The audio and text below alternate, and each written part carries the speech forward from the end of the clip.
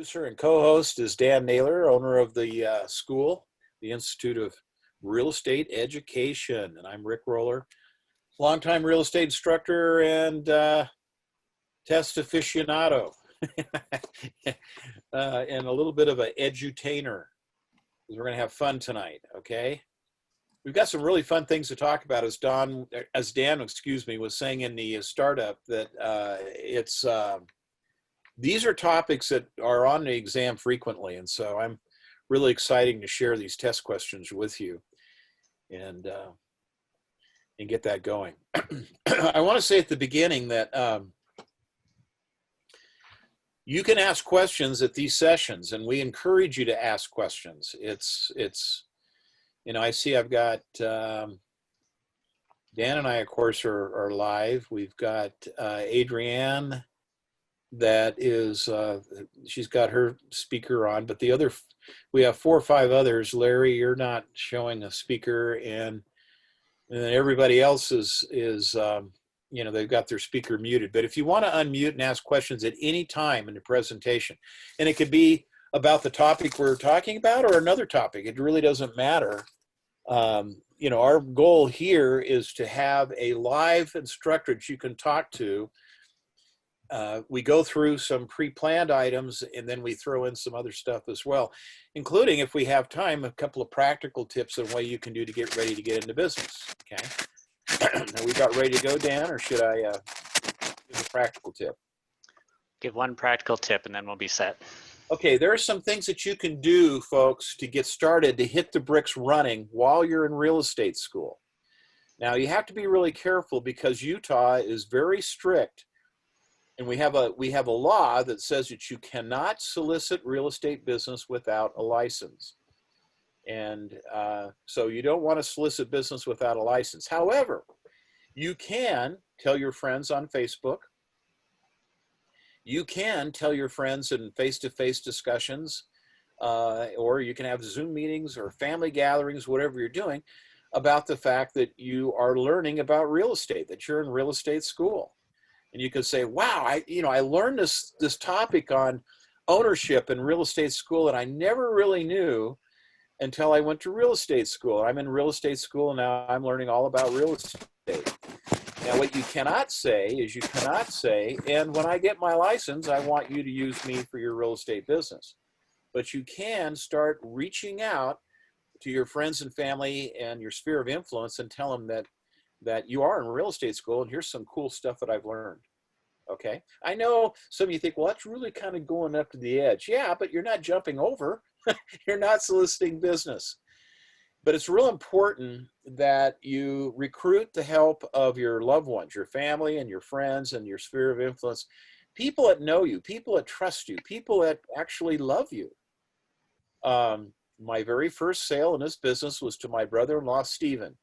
And he referred me to someone and who wanted to sell their home that he knew. And so thank you, Stephen, because Stephen was my first sale and got my first listing my first week in the business.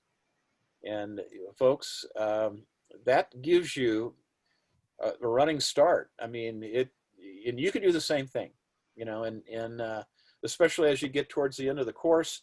But what you can do right now, practical tip, is start making a list of all your friends and family and your sphere of influence. You got to get the list, you've got to get their phone numbers, you've got to get their email addresses, and you've got to get their physical snail mail addresses, because these are the people that will support you in the beginning. They love you, and they're the ones that will actually give you their business. And you know, it might only be 3 or 4 or 5, 6 deals, but I'm telling you right now, if those 3, 4, 5, 6 deals you get are going to make a huge difference. Now let's jump into our material. An agent's commission is determined by the purchase agreement, A, the listing agreement, B, negotiation between buyer and seller, or D, state law. That's correct. D is correct. We have a state law that said, no, I'm just teasing you. You know dang well that D is not correct. You know dang well that the correct answer to this is B, the listing contract. It's not determined by the purchase agreement. It's not even mentioned in the purchase agreement. You know, the buyer has usually nothing to do with the commission. Usually it's all paid by the seller. Not always, but usually. And then you have the listing contract. That's where the commission is defined. And then negotiation between the buyer and seller, no, not really. And then there is no state law. Commissions are negotiable. Questions? Okay, next question, please. Now this one's a little bit long. F signs an agreement with their agent. F is married, but the property is in his name and his wife's name, their names. But he didn't have his wife sign a listing agreement. Okay, the agent's planning to show the property while F is out of town on business for a whole month. They're unsure when the property will sell, so they made the listing agreement for an undetermined length of time. The commission will be based on a percentage of the sales price minus a discount that the agent agreed to give F, the seller. So what's wrong with this agreement? Well, there's a lot of things wrong with this agreement, but the main thing that they're looking for on the exam is answer C, and that is that a listing agreement cannot be for an undetermined length of time. The way they phrase it on the exam more often than not is that listings must have a definite termination date. This is always on the test. Here's one question you're going to see for sure. Every listing agreement must have a definite termination date. You cannot list until death do us part, or you cannot list until shown, or not list until sold, or any of those things. Okay, so that's it. Other problems you have is, well, he really didn't have a valid listing because all owners have to sign the listing, all of them. I've got a situation. I just put a village in under contract up in North Ogden for 1.750. So, and we just got it under contract. There's 9 owners. And I'm like, God, it's like herding cats. We had 3 offers come in. It was a real mess, but we finally got all the owners finally to send in the signatures. So we're finally under contract. It only took about a week to get everyone to sign. But that's what you got to have. I mean, until we had that last small owner, they only own like 2%.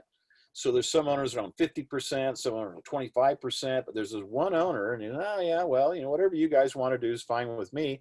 Well, okay, but I still need your signature, or you can give the power of attorney to someone, but anyway, we finally got it done. But if there were 20 owners, you'd have to get 20 signatures. But if there's 2 owners, you got to get 2 signatures. Okay, and so that's another problem here. Let's go on to the next one, unless we have a question. Questions? Okay. To determine, in order to determine which form of ownership to take when they're buying a property or purchasing a property, the agent should advise the buyer. Now, wait a minute. Is that a legal issue? Yes, of course it is. Are you a lawyer? Heavens no.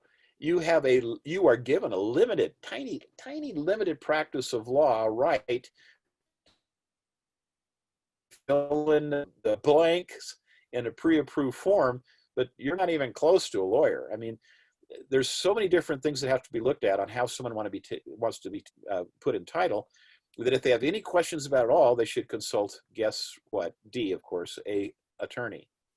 Not their broker, who's probably the person you work for. All these other answers, no. You can suggest that. I suggest you make a little video that talks about the different ways people can take title in Utah, and just as an instructional video. And the video would say something like, now, I'm not a lawyer. However, I just want you to know there's 3 ways title can be taken in Utah. You can take it in several T, which means you're taking it alone as one individual, even if you're married. You could take it as a married or unmarried couple as joint tenants, or you could take it as tenancy by entireties, or you could take it actually as tenants in common as well. So there's actually 4. But the point is, you can explain a little bit about those, but you say, if you have any questions about these, now remember, I'm not a lawyer, I can't give you legal advice, but if you have an interest, you should consult a lawyer, because you don't know what their situation is. In our modern society today, it could be a blended family. This young lady that, maybe it's all her money from her deceased husband's insurance policy, and with her new husband, they're buying the home, and all the kids are from a previous marriage. And then she dies, and if it's joint tenancy, husband number 2 automatically gets the property. So, you're going to have some very upset grandparents.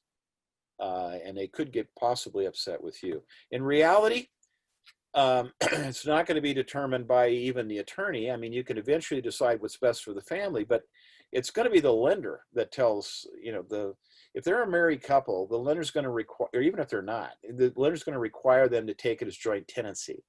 If they want to change that after they go into ownership, they can with just a quitclaim deed. But the lender they want no problems. If one of the two people are obligated on a loan die, they want that other one to automatically have the property, the remaining signer on their loan. Now, you can change that if you want to later. I've got a property supposed to close on the 10th, but it's going to have to get extended like many deals right now because of slower underwriting times. I mean, with interest rates at 2.5%, appraisals are very slow right now.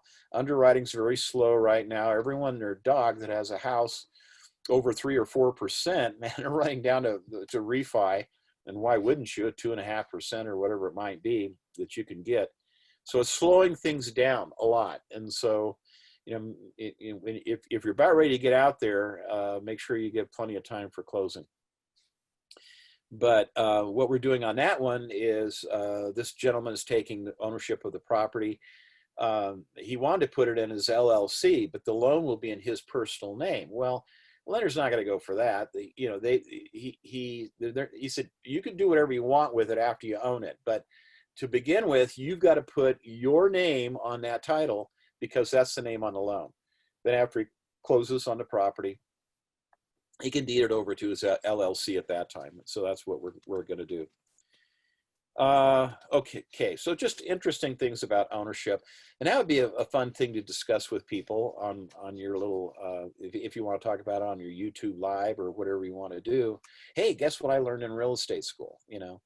And guys, you've got to start getting your name out there so that you can hit the bricks running. Now, do not solicit business, but do let people know you're in real estate school learning all about real estate. If they say, well, you're going to get a license, well, yeah, but just be very careful about not soliciting business. But do put your list together and do start promoting yourself. A buyer purchases a very unique property and they're worried about the acts of nature or other unknown events that might damage or lower the property value. And so what should you advise them to do? Well, get a home warranty. That's not going to, if it's sitting on a hillside. I live up in the East Bench in Salt Lake City and Draper area. And if you're looking at this beautiful home, but you look up at the hill up there and my goodness, there's big boulders up there. I mean, we're having earthquakes now in Utah. Do you think at some point in time we might have enough of a shake or a blow like we're going to get tonight that boulder might roll down the hill and come right through your back fence? Well, that's a possibility. So you can get insurance for earthquakes and other types of eventualities. But if they have a concern, they need to consult not with the home warranty company. That's for your appliances and furnace and electricity and plumbing and the roof and the garage door opener and that kind of stuff, and not with your broker.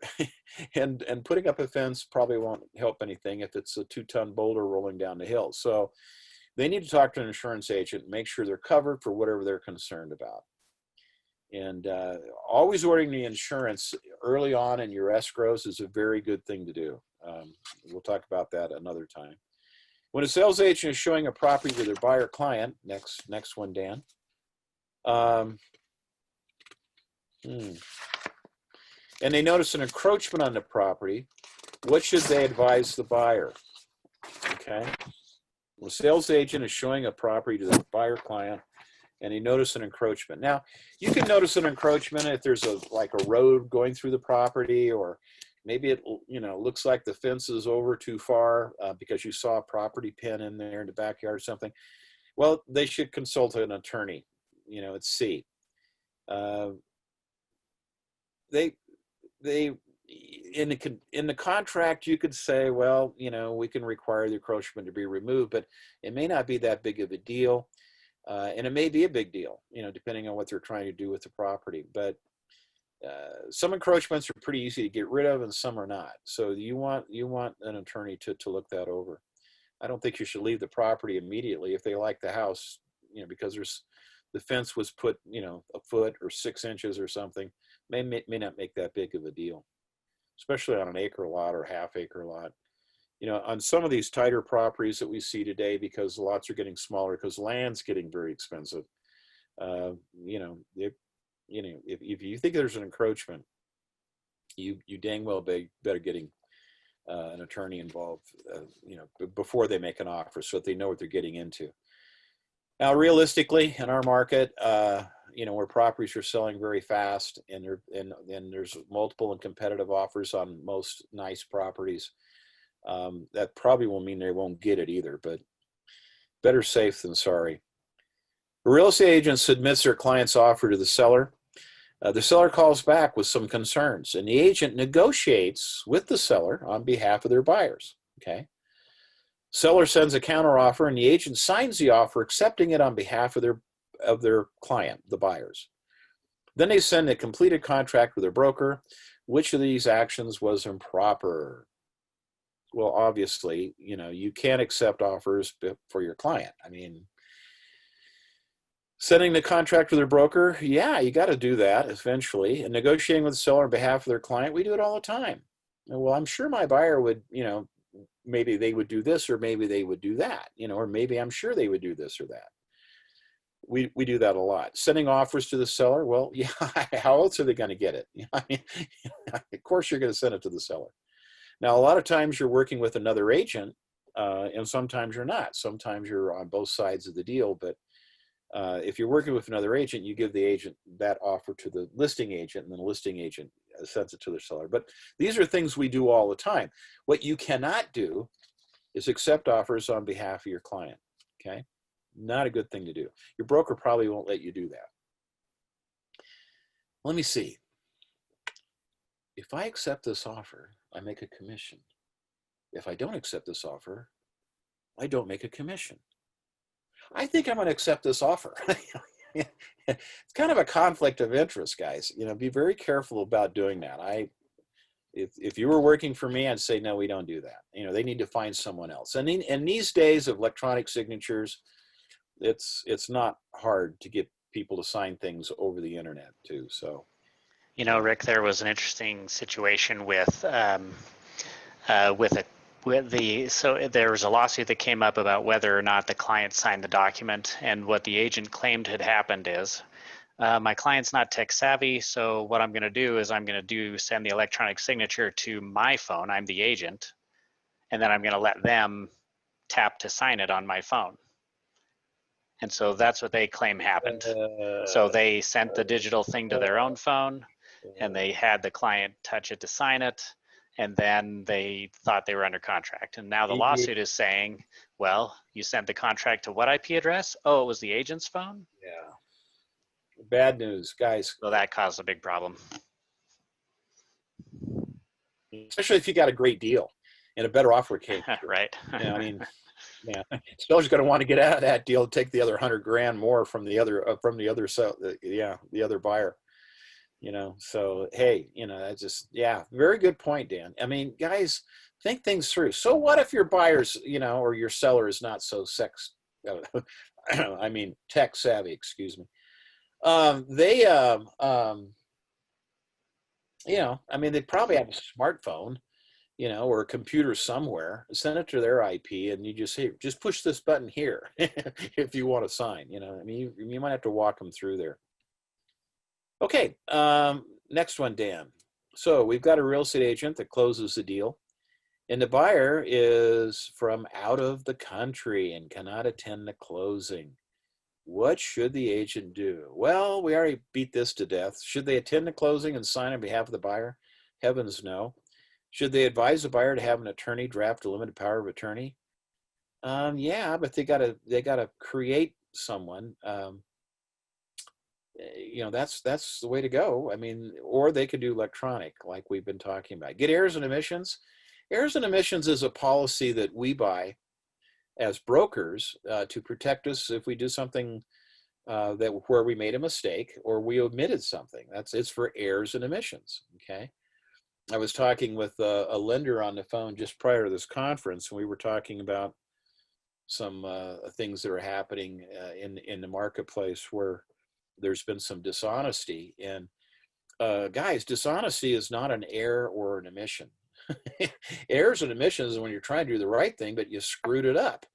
You know, if you were blatantly dishonest, your insurance won't cover that. You know, so brokers are very careful about who they hire. If they get a bad egg or a bad apple, that you don't get offended if they fire that person, because it just protects the whole firm. Okay, so get that little bit of power of attorney done. Okay, and they have to appoint someone. But today, guys, I don't care if you're in Mexico or Canada or, Hong Kong or wherever it is. We are getting a lot of buyers that are flowing into Utah from out of state. So many people are leaving New York that you can't even get a van line company to move you out of New York for about 5 months. They're that backed up. And so much as people have had it with California. Every year their fires get closer and closer. They're coming down into the populated valleys, Hollywood, Malibu. It's just crazy. So they're saying, you know what, we've had enough. Let's go back home to Utah. That's where the grandkids are anyway. So it's an unusual thing, but here in Utah, the worse things get around the country, the more people that come here. They think it's safe, or they love our beautiful things that we have to do here. And so, lots of out-of-town buyers coming in, and lots of them are using electronic signatures. A lot of them are closing from out of town. It's just happening just more and more and more. My title company friends are telling me it's just like, sometimes 3 or 4 closings out of 10 now are from out-of-town buyers. So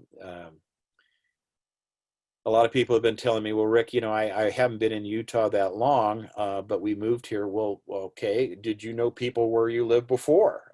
Put them in your sphere of influence and convince them to come to Utah. Next question. Okay. How long do you have to keep a lead-based paint disclosure as a broker? Well, brokers have to keep property for how long, guys? How long do they have to keep property for? Not property, but contracts.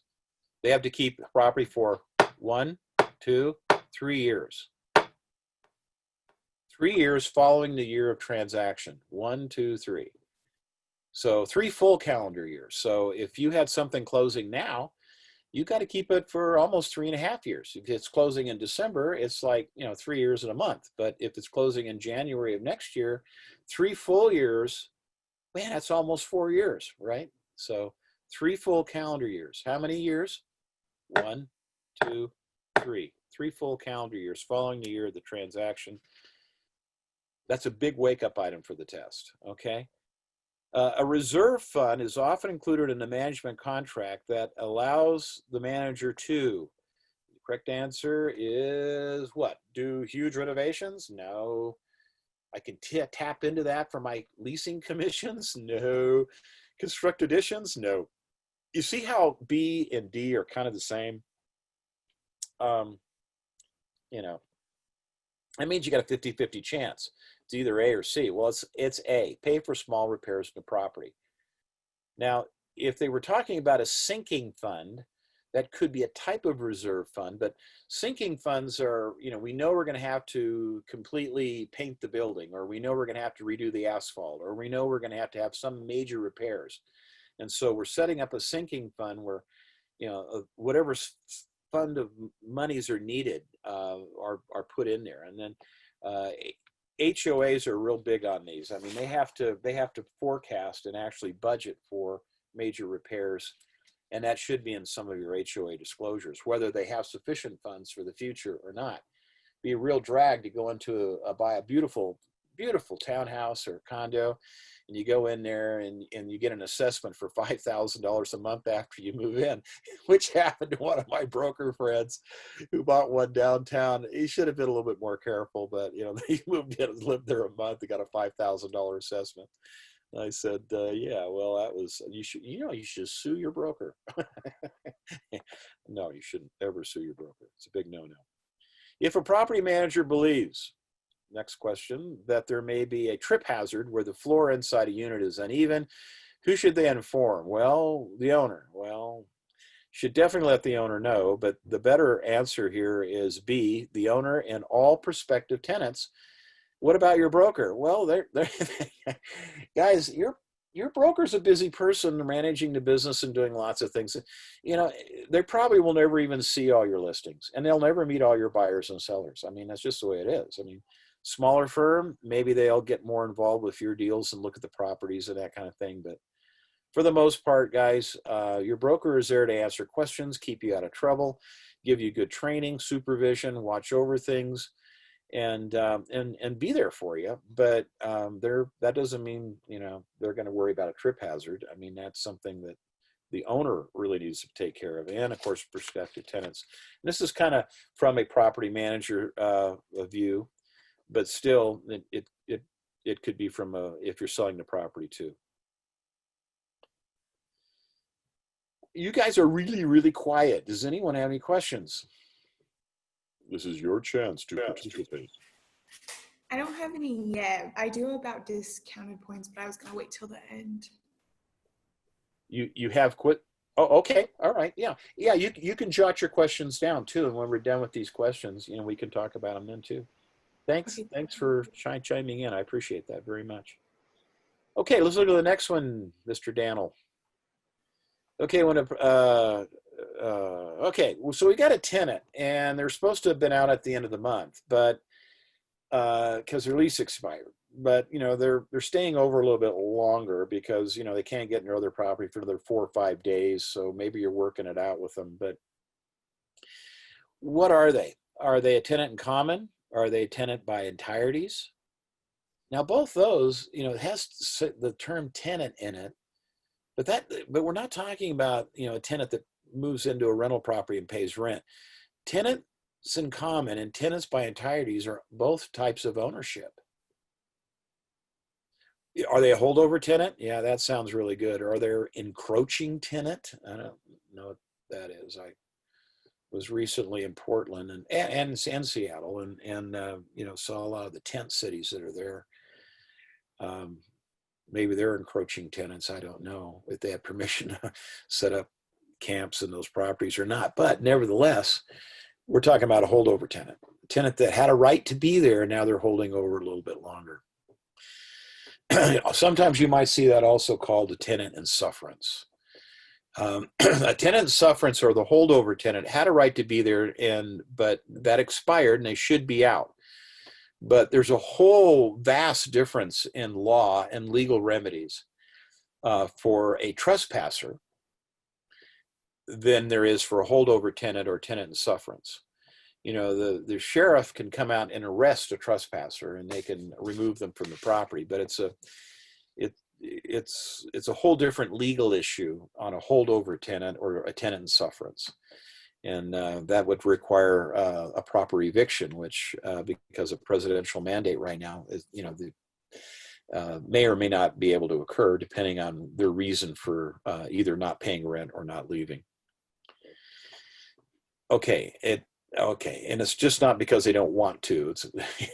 There are a lot of different requirements on that. Next one, Mr. Dan. S signs a lease for a strip mall location for their business. Now, strip malls are, you know, building. Usually they're one story. Sometimes they're bigger. Sometimes they're in what we call mixed zoning, and they actually have retail on the bottom and they have residential on the top, which is really kind of cool in a good use of higher density areas. But in a strip mall, you'll have a little pizza joint and a shoe repair place, and you know, you get the idea. You know, maybe an insurance agent, or, you know, a chocolate place or something. So they're signing a lease in a strip mall for their business, and they expect that sales will be low at first, but increase as they build a presence in the area. And so they negotiate a lower rent payment at the beginning of the lease, with the rent payment steadily increasing over time. And this is called what kind of clause in a lease? Well, is it a balloon payment? If it was a mortgage, any payment in excess of the normal monthly principal payments would be called a balloon payment. But this is not a mortgage. We're not in an advancing lease. You know, there isn't really anything like an advancing lease. Tenants at sufferance, we talked about that one already. That's a holdover tenant. So that leaves us with an escalator clause. Escalators can take people up or down. In this case, we're escalating the rent as you stay in the building. A little bit less at first to help you get going and started, but then the rent kind of goes up on a regular basis. Most commercial leases are on some sort of escalator clause. Now, this is kind of a retail property, and we've got another question. Actually, it's the next question. Why don't we look at the next question? This is another new business that's opening, and they want to get a lease that is lower rent in the beginning, but will increase as their sales increase. Now, this is the difference. The other one, it had nothing to do with sales, so it could be like an insurance company. I mean, they're not going to give you a percentage of what they're collecting for insurance premiums if they're in their little strip mall. But retail businesses or restaurants, these are very typical places where they would pay a base rent plus a percentage of their sales. So we're talking about a percentage lease here. Now, that's a lease that the landlord gets a base rent, but usually on a quarterly basis, we go over the sales because we're doing them from their sales tax, figuring that most retail type locations won't cheat the government because there's severe penalties if they're caught. So we're going over their sales tax declarations and payments to determine what their gross sales was. And then the landlord gets a percentage of those, 2-3% or whatever it might be. Very common in restaurants, very common in retail businesses. In large retailers like Nordstrom's and whatnot, usually they don't pay any base rent. It's just all straight percentage. But they're very predictable. They have histories that they can go by. Now, a gross lease and a net lease, these are important. A gross lease, the definition of that is any lease that the money the landlord gets is gross, which means that the landlord pays expenses out of those checks. So if the landlord, let's take a residential lease, it's the easiest probably to understand, gets $1,500 a month for rent, then he pays for the taxes, insurance, and the maintenance on the building. And some cases he pays for the water and, maybe garbage and other types of utilities. In some cases they don't, but that in those cases, sometimes we call it a modified gross. But a gross lease is where the landlord gets money and they pay expenses. A net lease, the landlord gets money and he keeps all the money and he pays no expenses. Okay. Net leases are most common in warehousing. And man, industrial incubator space and warehouse space, that is magic stuff. If you can get your hands on some of that, that's something really cool for the future because 15, 20 years, the properties, if you keep it rented, the tenants have paid for the property, okay? Now it's free and clear, and going forward, you usually enter into 5-year leases on this type of space, and they're completely net. Sometimes we call them triple net, net, meaning the tenant pays the expenses, the tenant pays the insurance, and expenses meaning upkeep and that sort of thing, and the tenant pays for repairs and taxes. So the money the landlord gets is net. That's really cool, especially if it's free and clear. A few of those can make a big difference in your life. Real estate is a phenomenal business to be in so many different opportunities, and you can go in so many different directions with your career. When I started in the business many years ago in '77, I always did right from the get-go, a little bit of commercial, and lots of residential, and then a little bit more commercial, and then less residential, and then a mix of both, and then all residential or all commercial. I mean, you could go different directions, and it's fascinating. You get bored with one thing, go do something else.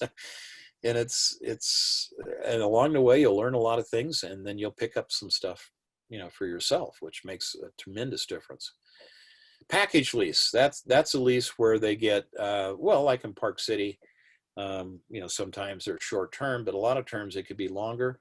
You could have a 6-month lease or a year lease, and it includes more than just real estate. Package leases normally include, a lot of personal property as well, so it's kind of like a fully furnished type property.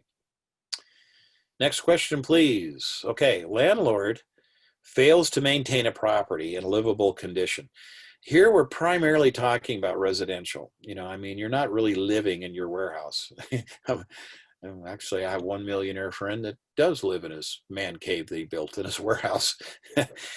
He wanted someplace big enough to keep his car collection close by.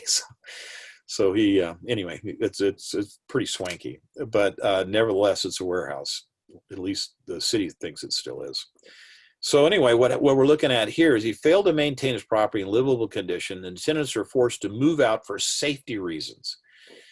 Now, the tenants are forced to move out because they won't come fix the leaking roof. The tenants are forced to move out because it's winter and they have no heat, and they won't come fix the furnace and that sort of thing. So this is called D, constructive eviction.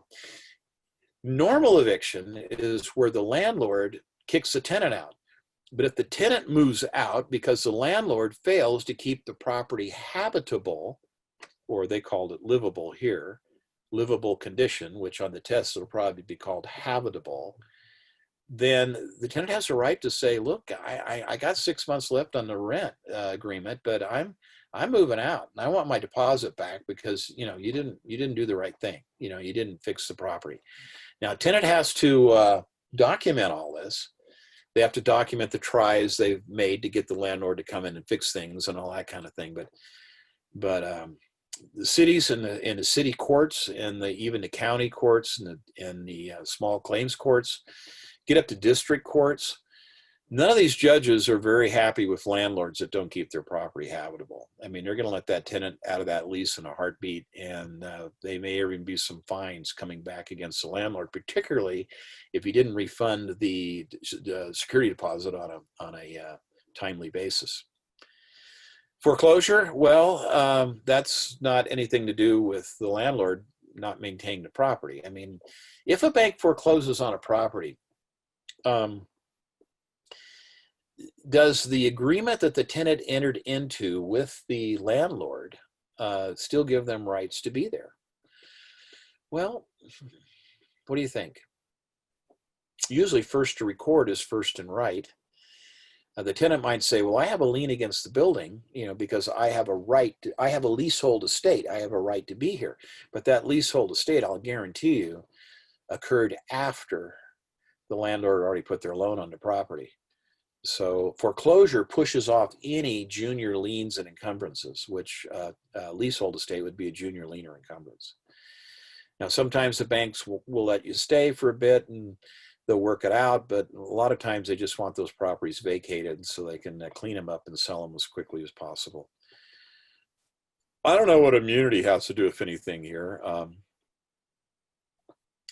But it sure sounds good. And the landlord's prerogative, you knew that was a giveaway. Okay, next one, Dan. Okay, sorry, I ate too much ice cream yesterday. A tenant leases a property as is. Okay, during the lease, the furnace quits working. The front siding becomes damaged. The paint gets severely weathered, and the roof starts to leak. What is the landlord's responsibilities? Now, A says there is no as-is lease. The landlord's responsible for all repairs. Well, there's that net lease I talked about earlier, but that's mainly commercial stuff. I mean, warehousing is very, very common. There's also land leasing, which, I mean, someone comes and builds a building on your land and they get land leases. I have a family I'm very well acquainted with. Their grandfather owned a big piece of land over by Fashion Place Mall. The mall came and wanted to buy it. He had an excellent real estate advisor who says, no, we won't sell it, but you can lease the land and put your parking lot on top of it. And they did. And that's been a source of income for that family now for as long as Fashion Place has been there. Grandpa died years ago, but that family still gets, six-figure checks every single year. They all add up real well because it was quite a large parcel of property. And they called me about 6 months ago and said, hey, we're thinking about selling that. I said, okay. Whatever. but that's the thing that's made your family whole for how long now? Everyone needed loans or whatever. I mean, where'd all that money come from? Came from that land lease. Why in the world would you, kill the golden goose? I don't know. And do what with it? I mean, where are you going to put money out there right now? We've got some stuff. We get 6 and 8% returns, but they're short-term leases, and yeah, I don't know. It's hard to find good investments right now. A lot of people say, well, gold or silver. Yeah, it could be good for a while, but maybe not forever. Okay, so which one are we talking about here? There is no as-is lease. Not really. There is a net lease, but in an as-is lease, the landlord will be only responsible for the furnace and the roof to maintain livability. That sounds kind of warm and fuzzy, because they have to maintain habitability, particularly on residential property. Landlord must notify the tenant that the damage is unacceptable and there's terminating the lease immediately. Yeah, right. And the landlord has no responsibility. No, guys, it's got to be B. And what do you think, Dan? Drum roll. There it goes. Okay, cool. Okay, and our last question for this evening, well, no, I guess we have two more. A property management contract should include each of these items. Property description. I mean, I think any contract for managing something really ought to describe what the property is. That makes sense. Term of the contract, it can't be until death do us part. It has to be for an exact term. The manager's responsibilities and their authority and the reporting requirements. In addition to that, what else do you think ought to be in there, guys? Wouldn't be a lease. Might be a power of attorney. What about a budget for incentivizing tenants? Usually when you have a big, long answer like that, it's wrong. So what do you think? Do you think A or do you think B? Okay, cool. Let's hit the button, Dan. Let's show them what the answer is. The answer is power of attorney. Why? Because the manager is signing agreements for the landlord. I mean, they're not here. I mean, we've been managing that, well, the company's been managing that commercial property that, I just mentioned that went under contract this week for 18 years. So, they've had to sign tons of agreements and repair contracts and other things. I mean, you need a power of attorney. It's limited, but you need it. Is that the last question, Dan? Or is there another one? One more. Oh, one more. Okay, a property management agreement should be signed by the tenants? Nah, I don't think so. The owner and the tenants, are the tenants ever part of the management agreement? Not the management agreement. The lease, sure, not the management agreements. The tenants and the broker, the owner and the manager.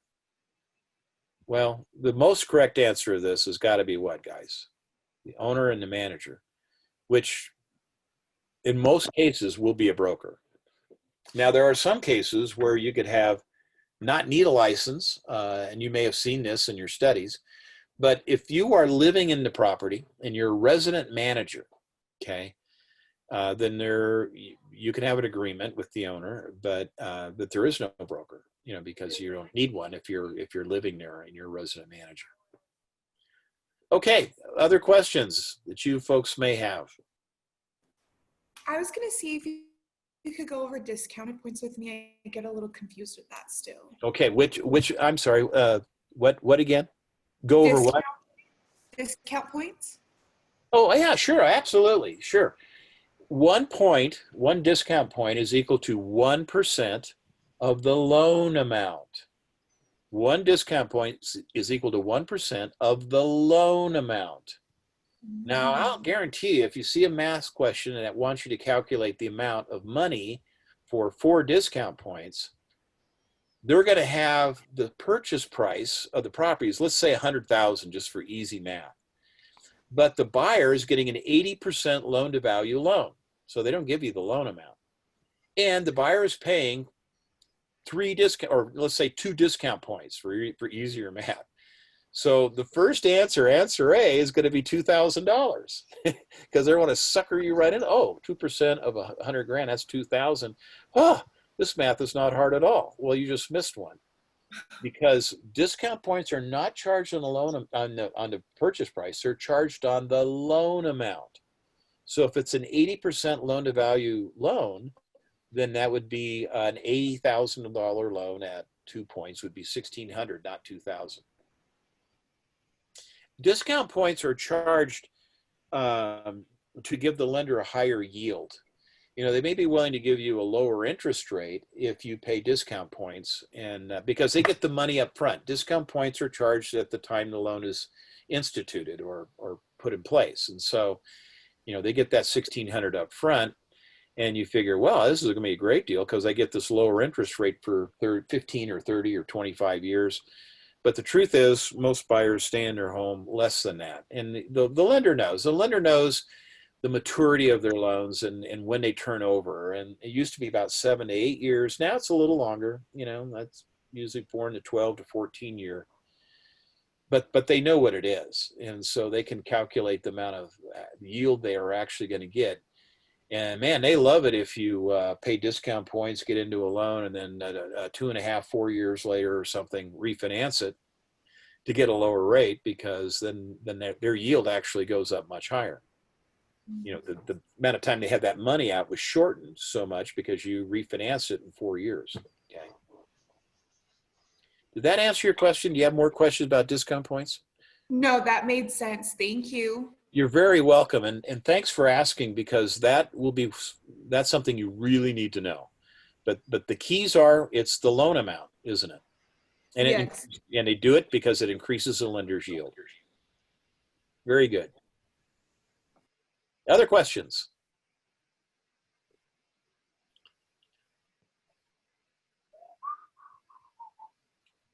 Okay. Well, I could you know, sing a solo or play the harmonica. Let me close with another story. Will you be offering the new agents course anytime soon? Yeah, I usually offer it at the middle of the month. You need to take it after you get a license, not before. Or you can come take it anytime. I don't care, you know. But it's usually in the 14th through the 17th. I do it in Lehigh. I have to look at my calendar for this month, but I believe it was on around the 14th, 15th. my email is rick@rickroller.com. Just know that I do it at the middle of the month. That's rick@rickroller.com. And I'd love you to come to my new agent class. We don't do a repeat of pre-licensing school. A lot of people are doing it. It's just pre-licensing things all over again. We do have a recipe. We have a required curriculum we have to teach in a 12-hour class. But I teach it from a very practical standpoint. What do you say? How do you handle this? How do you handle that? What's the best way to do pricing? And because it has more value to you rather than just repeating the same thing you already heard for pre-licensing.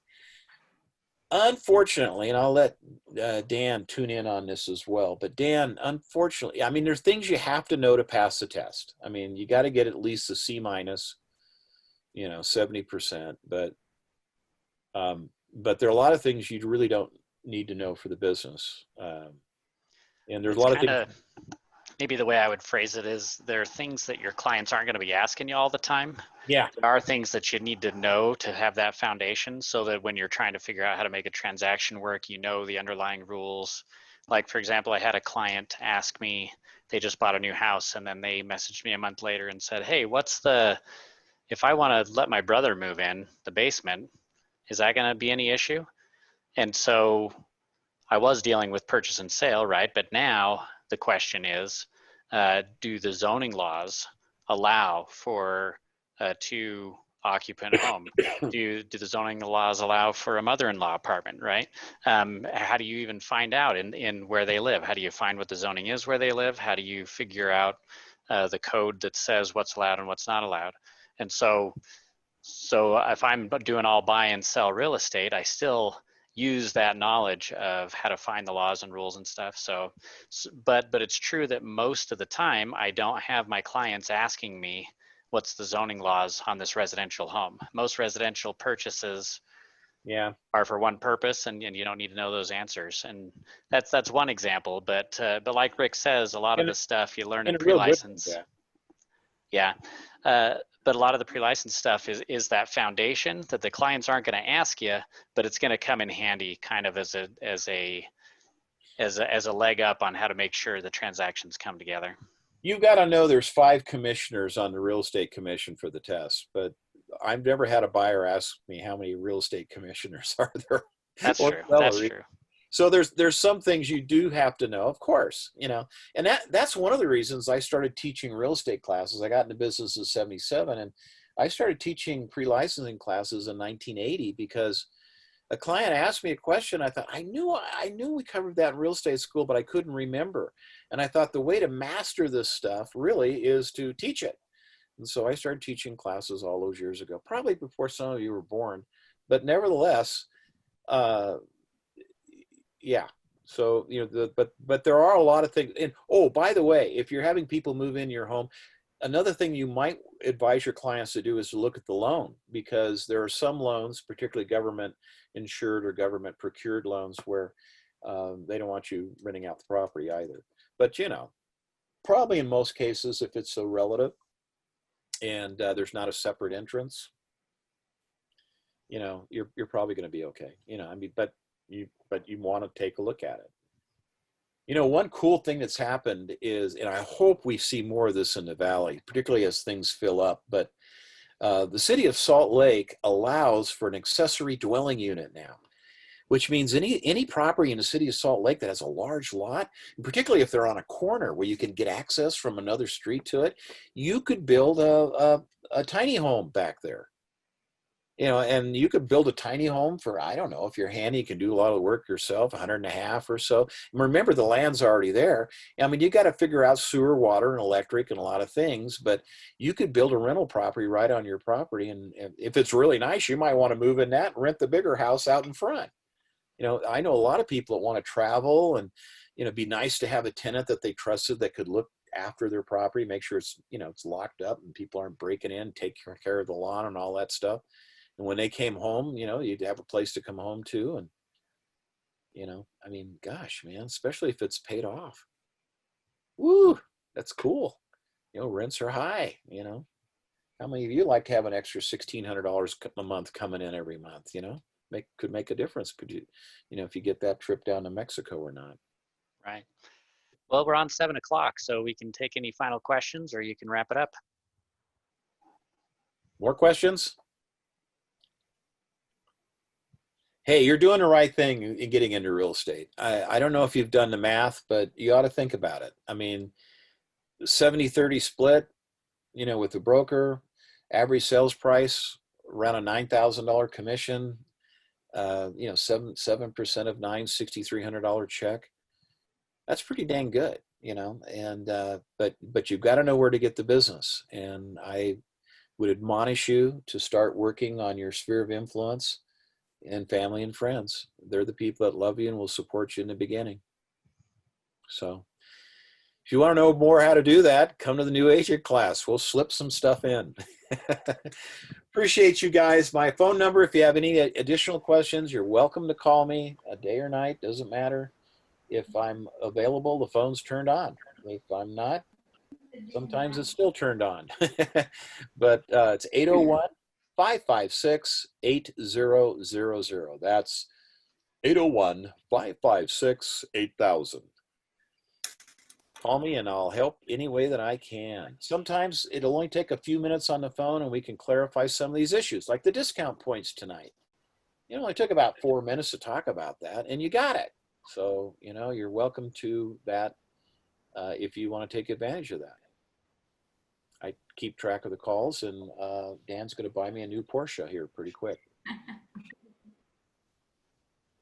Appreciate you guys. We'll see you next time. Our next live class will be 2 weeks from tonight, right? On about the 23rd, I think, or is that about right? 22nd? Yeah. Anyway, whatever that Tuesday is, we'll send you a notice out from the school. I hope you found this useful and helpful. When you come, guys, if there's questions you have during the week and you're too shy to call, just write them down. We'll talk about it on these Tuesday nights. See you guys later. Appreciate it. Thank you. Thank you. Thank you. Thanks, everyone. Have a great evening. Thanks, Jan.